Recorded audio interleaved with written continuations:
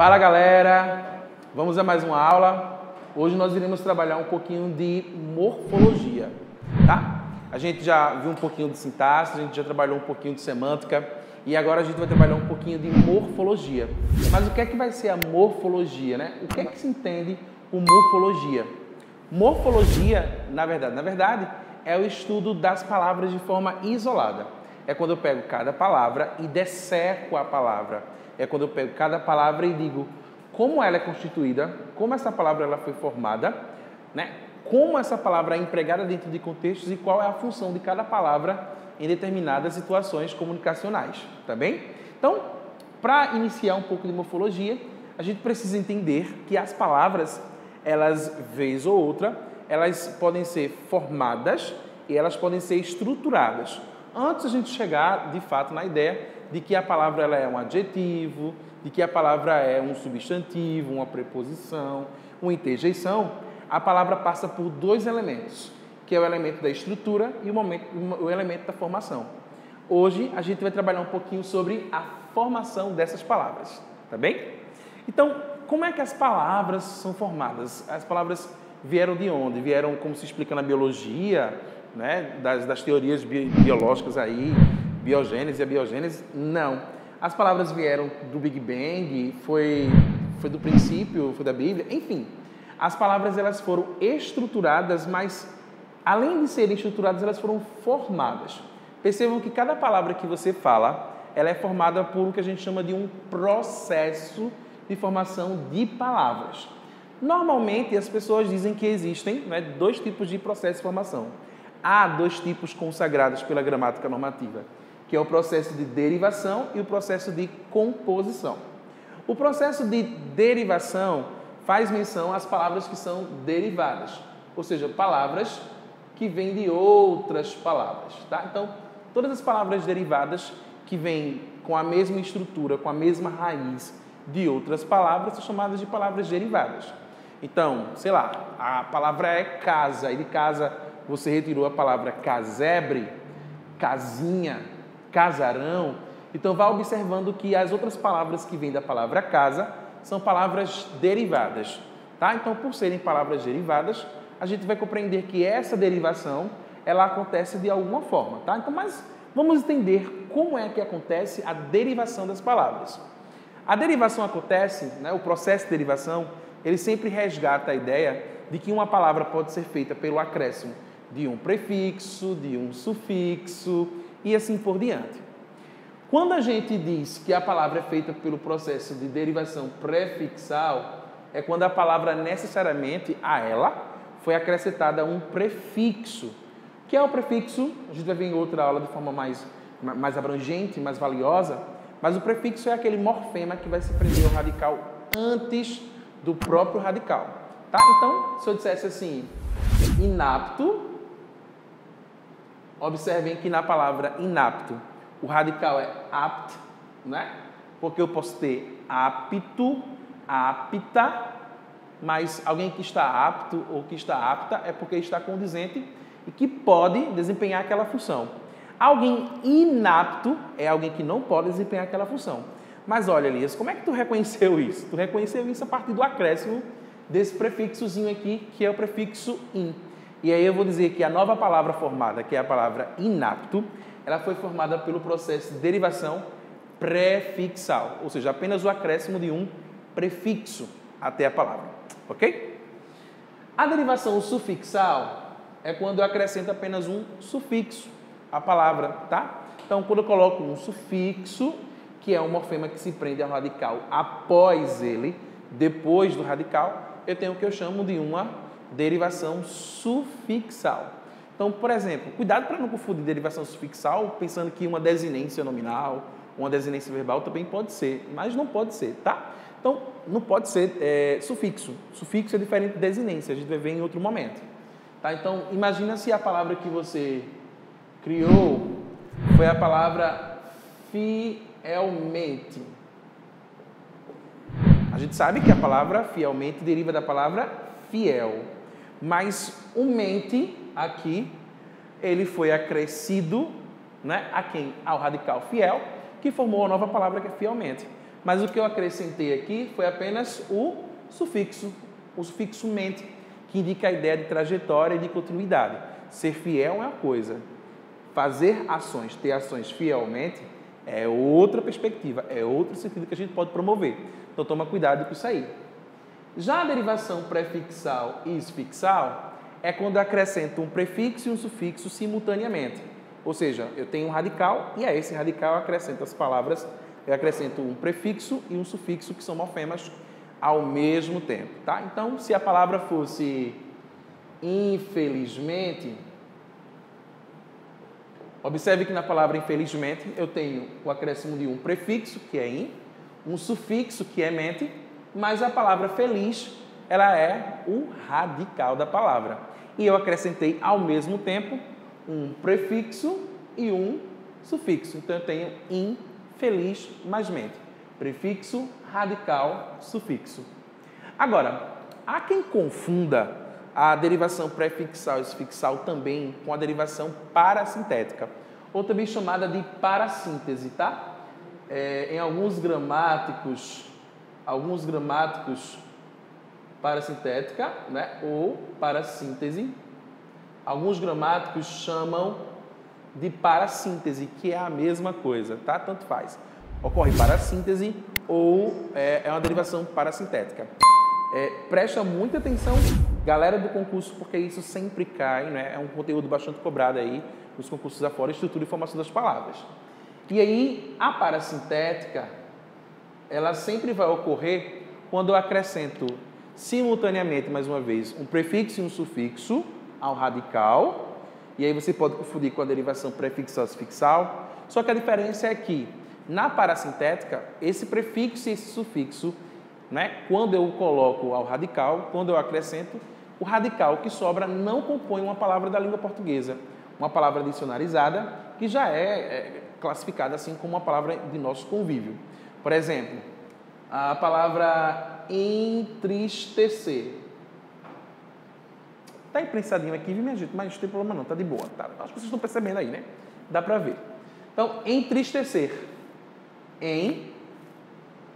Ser e triste. Percebam que em entristecer, o radical triste não compõe uma palavra da língua portuguesa, tá? Triste não existe. Existe triste, tristonho, tristeza, tristinho e assim por diante. Mas triste, até a letra T não existe.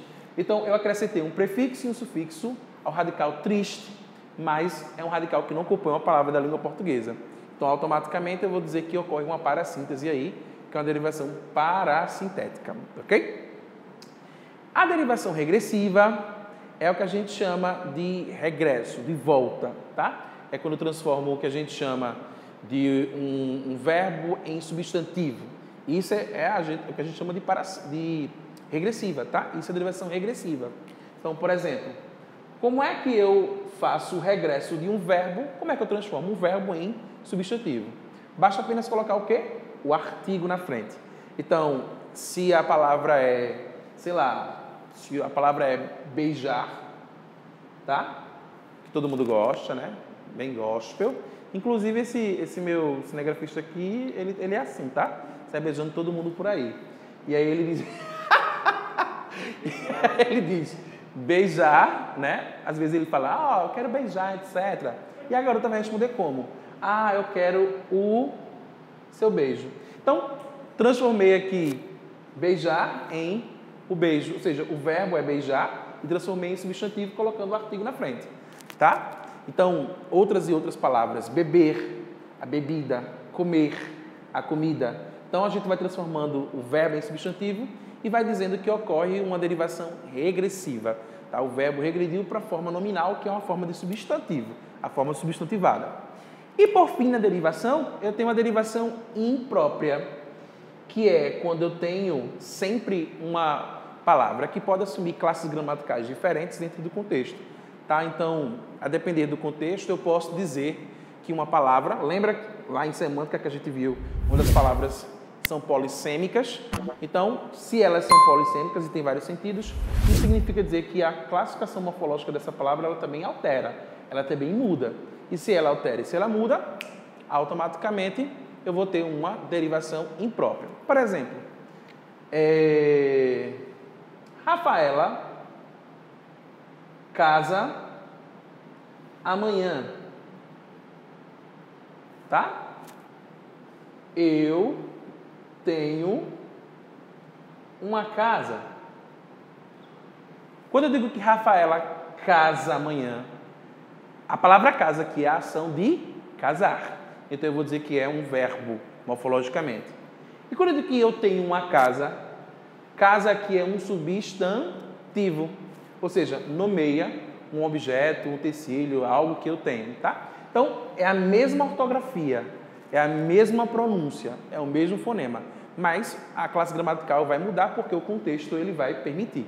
E aí me causa uma derivação imprópria, tá bem? Então, não esquece. O que é que vai ser derivação? Derivação vai ser o processo feito entre palavras derivadas, palavras que vêm de outras palavras com a mesma raiz e assim por diante. Mesma raiz, mesma base, mesmo radical. E aí eu posso ter prefixal, sufixal, prefixal e sufixal, parasintética, regressiva e imprópria.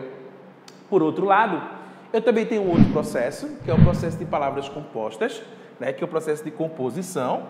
É quando se unem duas ou mais palavras. Normalmente as pessoas pensam que o processo de composição só se dá quando existe hífen, né, juntando as palavras aí. Na verdade, não é bem assim. Tá? Há palavras que se unem sem o hífen, mas que também são palavras compostas. Então, o processo de composição ele se dá de duas formas.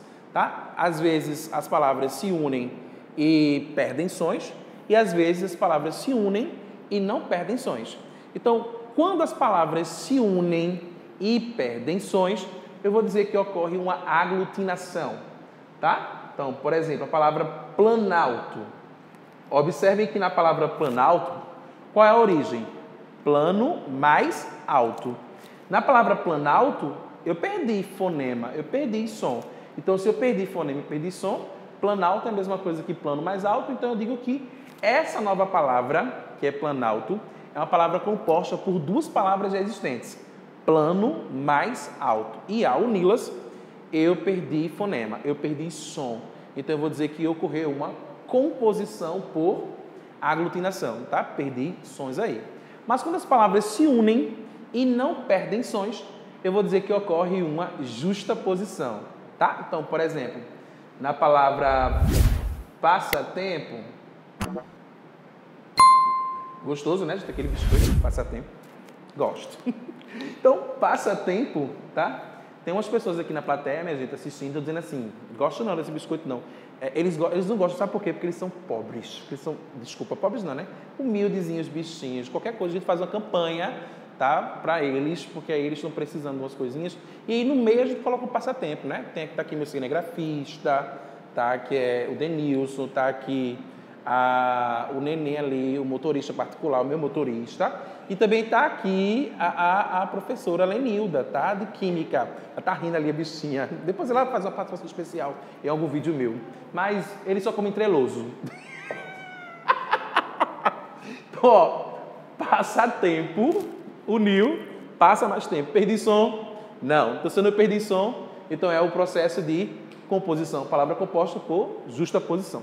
Beleza? E aí, além desses dois processos aqui muito sólidos que a gramática já conhece e que é bem realmente usado nos concursos, a gente tem também um pouquinho, né, de outros processos que são considerados pela gramática, mas pouco explorados, que é o processo de onomatopeias, né, que são sons ou ruídos produzidos por animais ou objetos. Bum, pluf, tic-tac, tic-tac, tic-tac, toc, toc, toc, toc, toc, toc. Isso é onomatopeia, que também é classificado como uma figura de linguagem, tá bem? Redução, as siglas que nós temos, as abreviações, as abreviaturas, né? Senhor, qual é a abreviação de senhor? SR. Então, é um tipo também de redução. A sigla IBGE, Instituto Brasileiro de Geografia e Estatística. Então, é um processo também de formação de palavras. Assim também como os estrangeirismos, que são palavras que não são nossas, mas a gente usa, né? Assim, sei lá, você fala iceberg ou iceberg? Você fala Titanic ou Titanic? Você fala, sei lá, hambúrguer ou você fala hambúrguer? Você fala milkshake ou the milkshake, tá? Então, tipo assim, são palavras que já se aportuguesaram, já estão em nosso meio, então, mas são estrangeirismos. Hot dog, home office, né? E assim por diante. Cough. E os arcaísmos, que são palavras em desuso que nós não usamos mais, em um dia já usamos, mas com o passar do tempo, né, com a variação linguística foi se deturbando aí, se perdendo no tempo, e a gente não usa mais essas palavrinhas como bucho, espinhaço, boca do estombo, etc. Enfim, são várias foto, ninguém fala mais foto, ninguém fala fotografia, ninguém fala mais retrato, todo mundo hoje faz o quê? Todo mundo fala que é selfie. Então, tipo assim, são palavras que vão descaindo, o povo de Passira, por exemplo, entende? Normalmente... O povo geralmente fala dessa maneira. Tá todo mundo aqui, dizendo aqui, ó. Povo de Passira não, mas é assim mesmo, gente. Enfim. Então, cuidado com esses arcaísmos aí. Galera, então, que fica aí na sua mente. Formação de palavras, tá? Não esquece. Formação de palavras é só lembrar de 2 processos macro, que são a derivação e a composição. Espero que tenha colocado aí dentro da mente de vocês um pouquinho dessas informações. Não esquece de compartilhar o canal, ativar o sininho, dar o likezinho e deixa aqui nos comentários o que você achou do vídeo, o que precisa melhorar e quais assuntos você gostaria de ver no próximo momento. Beleza? Beijo pra vocês. Tchau. Vem, menina, aparecer logo. Meu Deus, minha gente, meu Deus do céu. Olha a cara da vamos dizer. Minha equipe.